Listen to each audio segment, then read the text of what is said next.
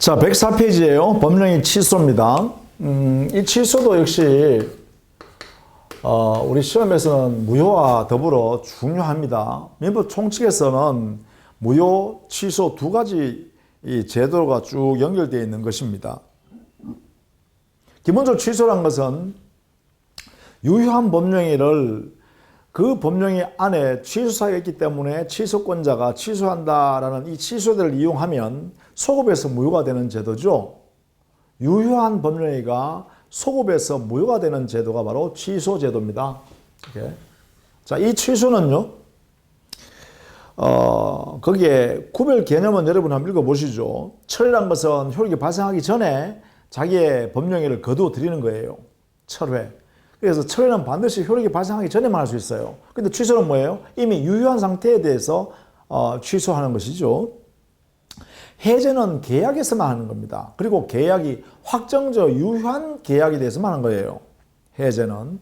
그런데 이게 취소는요, 사실은 취소란 것은 당의 유효란 것은 유효한 행위라고 했잖아요. 이 유효 행위에서 유효는 불확정적 유효죠.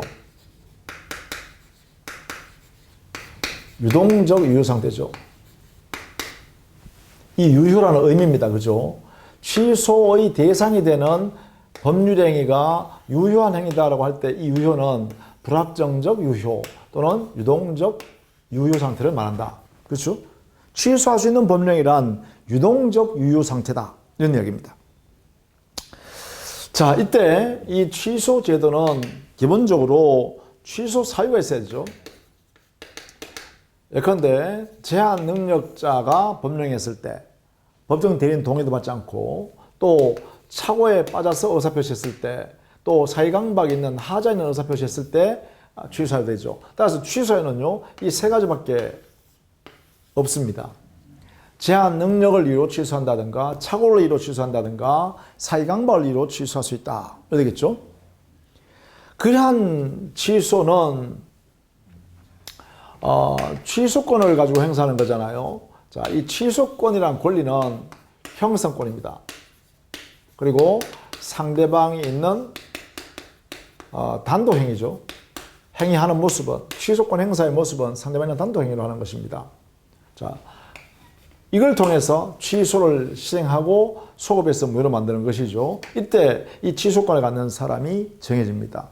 취소했을 때 취소권을 아무나 행사하는 것이 아니라 민법에 정해져 있는 취소권자만 행사할 수 있죠. 우리 민법에 명문으로 140조에 규정을 두고 있죠. 이 규정이 되어 있는 이 사람만이 취소권자이다라는 것이에요. 누구냐? 제한 능력자, 착오에 의한 의사표시한 사람, 사의강박에 의해서 의사표시한 사람, 타자인 의사표시한 사람, 표의자죠. 그 다음에 이들의 대리인, 또 이들의 승계인, 제한 능력자, 착오에 의한 의사표시한 자, 하자인 의사표시한 자의 대리인이나 이들의 승계인, 이렇게 되어 있습니다. 이 범위, 즉 크게 5명이죠. 제한 능력자, 착오에 의한 의사표시한 사람, 하자인 의사표시한 사람, 그들의 대리인 또는 그들의 승계인. 자, 여기에 제한 능력자의 대리인 승계인, 착오의 대리인 승계인, 하자인 의사표시의 대리인 승계인, 이런 뜻입니다. 물론 여기에 대리인은 법정 대리인과 임의 대리인을 모두 말하는데, 이렇게. 자, 이때 임의 대리인은 반드시 본위로부터 별도의 특별 수권 행위를 통해서 대리권을 수여받아야 됩니다.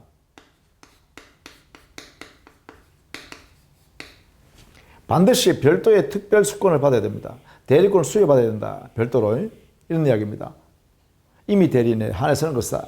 법정 대리인은 당연히 우리 민법의 규정에 의해서 취소권이 부여되어 있죠. 당연히 인정합니다. 자, 그 다음 승계인도요. 조심해야 됩니다. 해석할 때. 승계인도 역시 포괄 승계인과 특정 승계인으로 나눌 수 있습니다. 이 포괄 승계인 같은 경우에는 뭐 상속인 같은 사람이죠. 이 사람은 당연히 인정합니다. 취소권을 당연히 갖는다는 거예요. 그런데 특정 승계인의 경우는 해석을 조심해야 됩니다. 이 특정 승계인은 예컨대 매매를 통해서 당해 재산권을 취득한 사람들, 증여를 통해서 재산권을 취득한 사람 이런 거죠. 이 특정 승계인은 취소권만 승계받는 것은 허용되지 않습니다. 취소권만 특정해서 가지고 오는 그러한 특정 승계인은 여기에서 취소권자 될 수 없다는 거예요. 그래서 우리는 이렇게 표현합니다.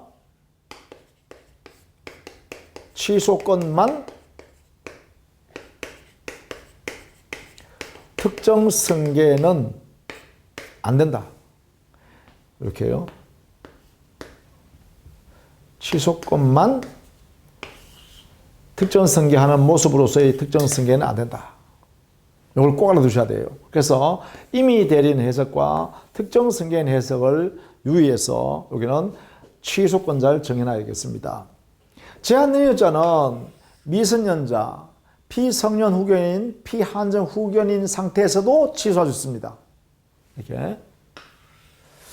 취소권자. 그 다음에 취소권 행사죠.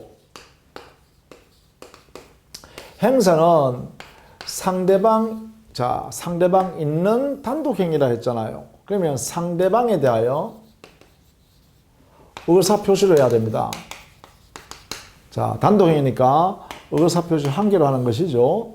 따라서 의사표시로 일방적으로 행사하는 것이죠. 되겠죠?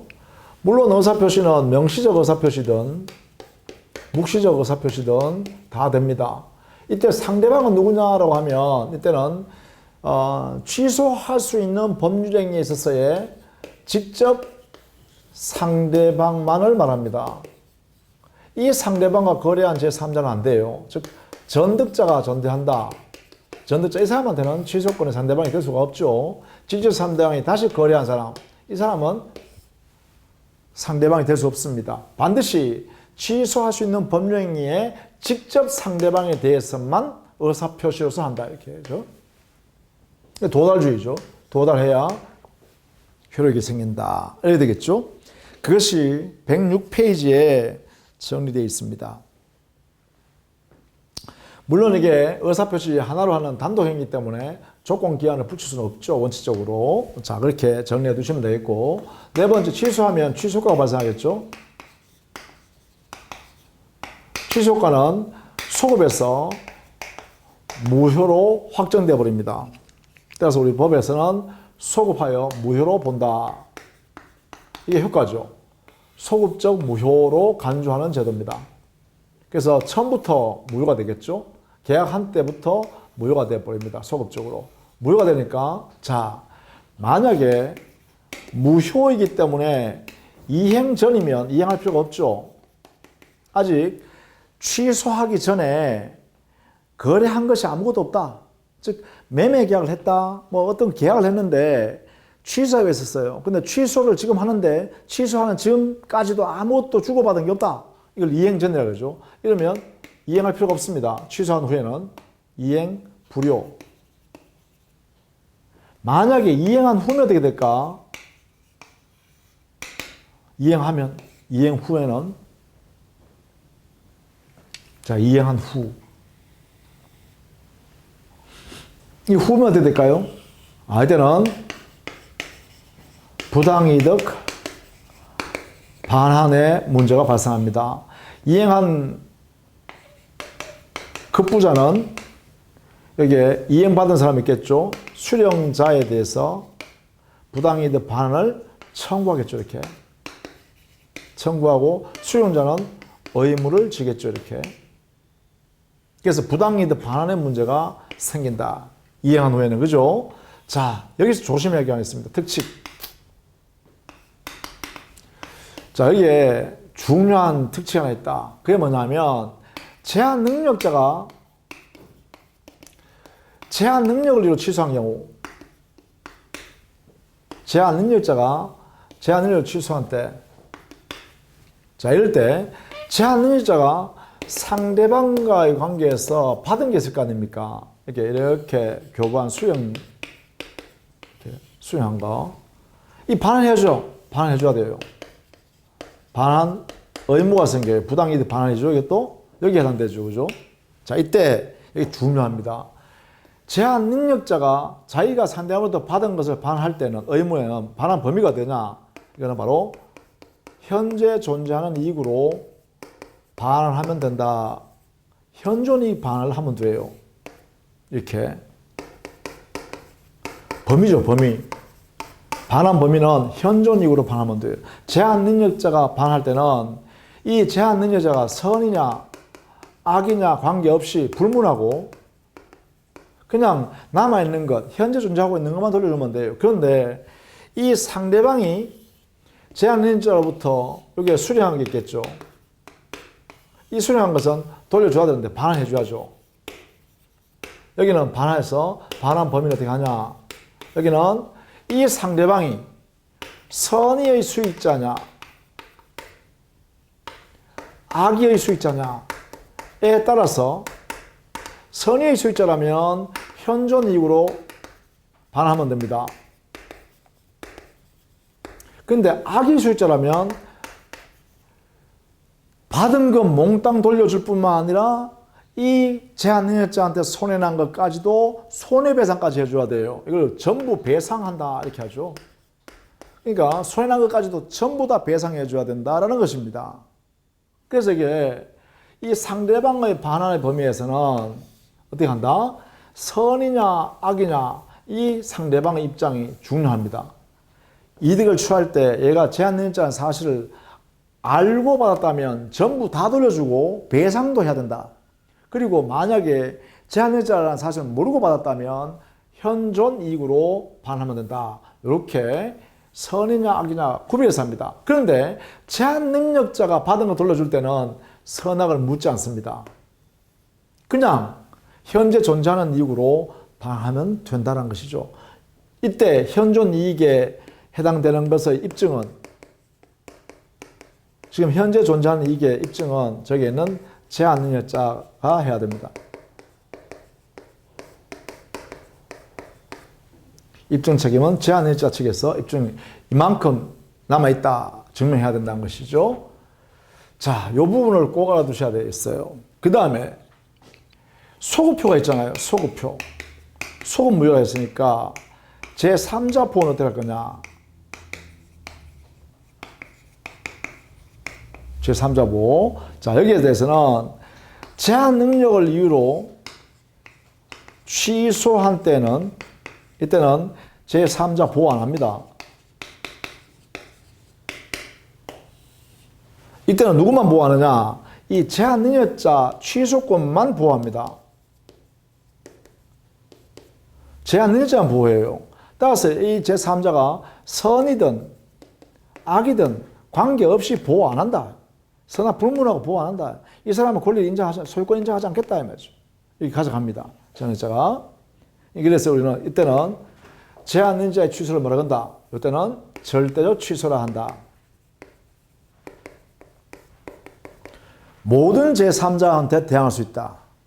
그런데 여기에 착오에 의한 의사표시를 했거나 하자 있는 의사표시한 경우, 사기관발 당해서 의사표시한 경우에의 취소요.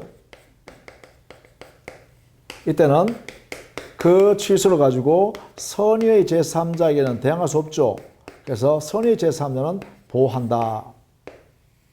그리고 우리 판례는 제3자는 선의로 추정하죠. 선의로 추정합니다. 제3자는 선의로 추정한다. 따라서 이 선의에 관해서 입증 책임은 표의자에게 있습니다. 표의자란 뭐예요? 착오에 의한 의사표시한 사람, 사기강발 당해서 의사표시한 사람. 이 사람이 입증 책임을 지도록 하고 있습니다. 선의로 추정되기 때문에 그렇죠? 이렇게 해요. 자, 이런 내용으로 취소 효과를 정리해 두셔야 하겠다라는 것입니다. 자, 그 다음에 우리 교재는 그게 106페이지 하단에 정리해 두었습니다. 107페이지 가면 취소할 수 있는 법령에서 추인의 문제가 발생할 수 있죠. 추인. 자, 추인은 의사표시로서 추인하는 경우가 있고 의사표시로서 이건 뭐냐? 취소할 수 있는 법령행위를 있는 행위에 대해서 추인한다라는 말은 어떤 의미냐? 바로 취소권자가 취소권을 포기하는 의사표시입니다. 의사표시 내용이. 그래서 추인을 하게 되면 효과는 어떻게 되냐? 효과는 취소권이 소멸되어서 당해 법령행위는 유효한 행위로 확정되어 버리죠. 유효한 행위로. 더 이상 취소 못하게 되니까요. 이때 유효는 언제부터? 그때부터니까 장래효죠. 즉 소멸은 바로 취소권 포기한 그때부터 취소권 소멸하기 때문에 장래효적 추인이 되겠죠. 자, 이때 추인의 의사표시, 즉 취소권을 포기하기 위한 요건은요. 여기 첫 번째, 취소 원인이, 취소 사유가 소멸되어야 합니다. 종료한 후에 합니다. 이게 제일 중요합니다. 취소 원인이 종료, 소멸한 후에. 그 다음에 두 번째, 취소할 수 있음을 알고서, 취소할 수 있다라는 알면서도 나는 세 번째, 나 추인하겠다라고 추인의 의사표시해야 되죠.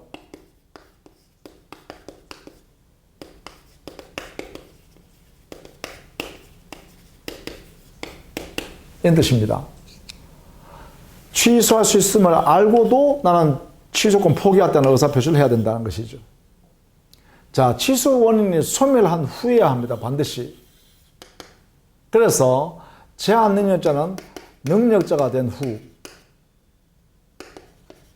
그 다음에 차고나 사이강박 하자의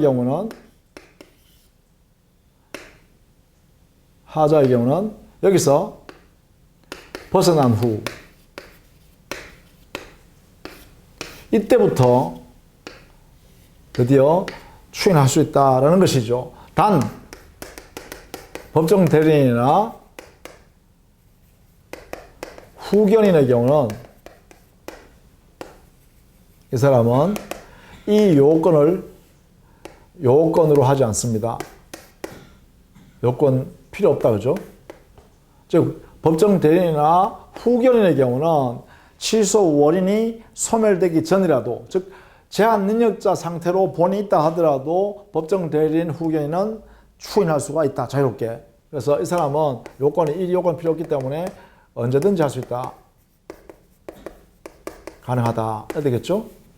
그 다음에 여기에 제한 능력자 중에서요, 미성년자나 피한정 후견인의 경우는 법정 대리인의 동의를 받으면, 대리인의 동의 받았을 때는 추인을 할 수 있죠. 봐둬야죠. 미성년자나 피한정 후견의 경우는 법정 대리인의 동의를 받았다면 추인할 수도 있습니다. 이 상태에서. 자, 이런 내용을 반드시 알아두셔야 돼요. 이 세 가지 요건 반드시 알아두셔야 됩니다. 취소할 수 있는 법령행위를 추인하기 위해서, 즉 취소권을 포기하기 위해서는 취소 원인이 반드시 소멸된 뒤에 해야 됩니다. 그래서 곧 능력자가 된 후에 하거나 차고 사기방법에서 벗어난 후에 의사표시로서 할 수 있다라는 것이죠. 물론 이 의사표시는 명시적 의사표시든 묵시적 의사표시든 묻지 않습니다. 다 됩니다. 자, 이것은 의사표시에서 추인을 하는 것이고요. 그 다음에 이 추인이요, 민법 규정에 의해서 정해진 사유가 발생하면 당연히 추인이 된 것으로 의제하는 제도가 있습니다. 간주하는 제도. 즉 법정 추인, 이것은 추인으로 의제하는 제도입니다. 추인 의제, 추인 간주하는 제도죠. 자, 법정 추인이라는 것은 어떤 경우냐 하면 기본적으로요, 취소 원인이 소멸한 후, 취소 원인이 소멸한 후에, 두 번째, 민법에 정해진 법정 사유가 발생했다. 사유가 발생했다. 그러면 세 번째, 여기는 알 필요도 없고요. 알고서 취소할 수 있다는 사실 알 필요도 없고요. 네 번째, 의사표시도 필요 없어요. 이런 것 없이 바로 딴지를 걸지 않으면 이의 보류 없는 상태면 딴지 거는 거죠. 나 이거는 난 법정 추인, 즉 추인으로 인정하려는 거 아니야 라는 이런 말이 없어져야 되는 거죠. 이의 보류를 하지 않으면, 딴지를 걸지 않고 이런 사유가 발생하면 곧바로 추인된 걸로 간주해 버립니다. 이렇게요. 추인으로 간주해 버립니다. 그래서 효과는 어떻게 돼요? 취소권이 당연히 소멸해 버리고 유효한 법령으로 확정돼 버리는 거죠. 자, 이때 법정 사유, 여기에 해당되는 사유가요, 6가지가 있죠. 이 6가지는 반드시 암기하셔야 됩니다. 암기. 예를 들면, 전부나 일부의 이행, 의무 자체에 대한 전부나 일부의 이행. 두 번째는 이행의 청구. 세 번째는 경계. 경계란 것은 해야 할 채무 내용의 중요분을 바꾸기로 당사자끼리 합의하는 거예요. 합의. 경계. 그 다음에 담보 제공. 자기 의무 이행에 대해서 상대방이 이를 너 이행 안 하면 어떡하지 하니까 내 담보 제공 해줄게 하고 보증을 세운다든가 아니면 저당을 설정해 준다든가 이렇게 할 때 담보 제공. 그 다음에 다섯 번째가 취소할 수 있는 법률행위로부터 취득한 권리를 전부나 일부를 양도한 경우, 그러니까 취득한 권리의 일부나 전부를 양도한 경우, 권리 양도죠. 권리 양도. 권리 양도한 경우. 여섯 번째, 강제집행. 강제집행은 강제집행을 하거나 강제집행을 당한 경우를 말합니다. 강제집행. 이 6가지 사유가 발생하면 언제? 취소 원인을 소멸한 후에. 취소 원인이 소멸한 후에 이러한 사유가 발생하면 6가지 중에 어느 하나 중 6가지 중에 어느 것이 생겼다. 이런 것이죠. 6가지 꼭 외우셔야 돼요. 그 6가지. 자, 그 6가지 중에 요게 2개는요. 반드시 취소권자가 그 행위를 해야 됩니다. 2개. 취소권자가 행위했을 때만 법정 추인되는 게 2개 있어요. 그게 뭐냐면 첫 번째, 취소할 수 있는 법률행위로부터 취득한 권리를 양도한 경우요. 권리의 양도행위요. 양도행위. 두 번째는 이행을 청구한 경우요. 청구하는 거예요. 양도, 청구, 양도. 이 2개요. 이것은 누가 해야 된다? 반드시 취소권자가 양도한 때, 그 다음에 청구한 때, 이때만 법정 추인에 들어갑니다. 이건 취소권자가 해야 돼. 권리를 양도한 때, 청구한 때. 나머지는 취소권자가 했든 상대방이 했든 모두 법정 추인이에요. 이 2개만 취소권자가 해야만 법정 추인이다. 이렇게 정리해 주시면 돼요. 이렇게. 그렇게 되면 취소 원인을 소멸한 후에 법정 추인 사유가 6개 중에 어떤 사유가 발생하면 그 어떤 사유가 발생할 때 야, 이거 나 취소권 포기하는 건 아니다. 이런 단서를 붙이지 않고 그런 보류 없이 그러한 행위의 사실이 발생하면 당연히 추인된 걸로 간주해 버립니다. 추인으로 간주. 그래서 확정적으로 유효가 된다. 이걸 법정 추인 제도라 그래요. 법정 추인. 자, 그 다음에는 우리 교재는 지금 107페이지에 그게 추인의 요건에서요. 동그라미 2번 있죠. 취소 원인이 종료하여야 한다. 이 부분을 여러분이 많이 읽어보시기 바랍니다. 반드시 많이 읽어보시기 바랍니다. 그 다음에 108페이지 가면 법정 추인이 있죠. 거기에 145조 이 조문이 바로 법정 추인, 추인으로 간주하는 제도인데요.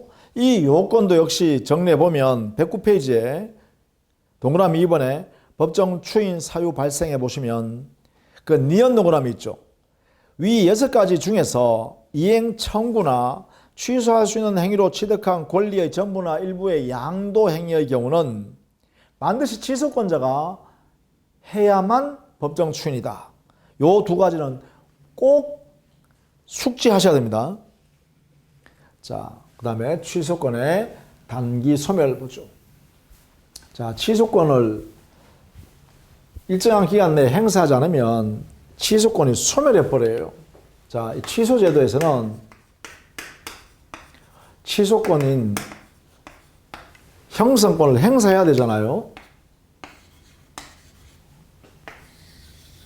자, 이걸 행사하는 기간이 우리 법에서 정해져 있다는 거예요.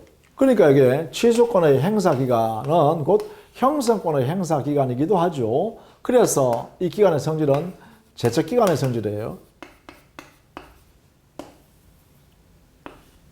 제척 기간이다. 형성권의 행사 기간은 전부 다 제척 기간이라고 해석합니다. 그러면 그 기간이 어떻게 되냐 하면 우리 민법에 해놨죠.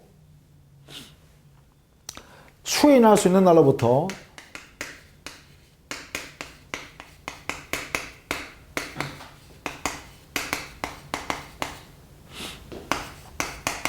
(3년) 내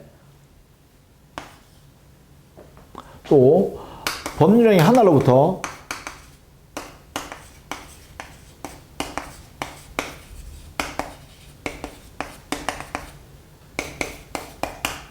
(10년) 내 이렇게 나왔죠. 자, 여기에 3년, 10년이 뭐라고요? 바로 이게 제척기간에 해당된다 이 말이죠. 그러면 이 둘 중에요, 어느 한 개라도 먼저 3년이 만료되거나 10년이 만료되거나 먼저 만료되면 이 둘 중에 먼저 만료되는 때 취소권은 소멸합니다.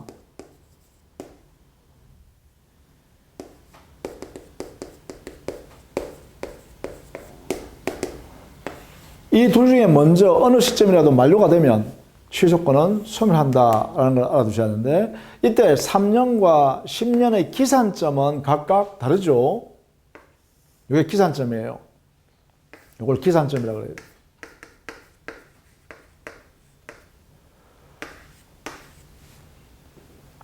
추인할 수 있는 날로부터 3년이에요. 법령이 한 날로부터 10년이에요. 법령이 한 날이니까 매매 한 날로부터 이래 보시면 되겠죠. 그럼 추인할 수 있는 날은 뭐죠? 이거는 바로 취소 원인이 소멸한 날이 되겠죠. 바로 취소 원인이 소멸한 날, 이게 뭐예요? 추인할 수 있는 날이 이거 아니겠습니까? 이게 취소할 수 있는 법령의 추인, 그 추인할 수 있는 때는 언제부터냐 하면 이거 아니겠습니까? 1번. 취소 원인이 소멸한 후부터 추인이 될 수 있죠. 그렇죠? 여기서부터 추인할 수 있죠. 또 법정 추인도 보면 취소 원인이 소멸한 후부터 어떤 사유가 발생하면 법정 추인이 되죠. 따라서 추인은 취소 원인이 소멸한 날로부터 추인이 가능하다 이래 되겠죠. 그러면 저게 추인할 수 있는 날로부터 3년 있잖아요. 그러면 추인할 수 있는 날이 취소 원인이 소멸한 날 이렇게 해석할 수 있어야겠다. 그죠? 이 날로부터 3년이 경과가 되었는데도 불구하고 취소권 행사하지 않았다면 그 취소권 소멸한다는 것입니다. 이렇게. 그러니까 취소권 소멸해버리면 당해 법령에는 유효한 행위로 확정된다라는 뜻을 갖겠죠. 자, 이런 내용을 여기에 취소권의 행사기간으로서 정리해 두었다. 그것이 우리 교재는 109페이지 하단과 110페이지에 정리되어 있습니다. 이렇게 해서 취소권 행사하는 모습, 이것을 살펴봤습니다. 취소권 행사할 수도 있지만 취소권자는 그 취소권을 포기해 볼 수도 있죠. 그 포기하는 것이 바로 추인권 행사다 이렇게 해석하는 거예요. 그러니까 취소권자가 취소권 행사할 수도 있지만 취소권을 포기해버릴 수도 있다. 취소권 행사하면 무효로 만드는 것이고 취소권을 포기하는 경우에는 유효로 확정하는 것이다. 이렇게 보시면 되겠죠. 자, 이렇게 해서요. 취소 제도를 다 살펴봤습니다. 자, 다음 시간에는 이제 부관으로서 조건과 기한을 살펴보도록 하겠습니다. 자, 수고했습니다.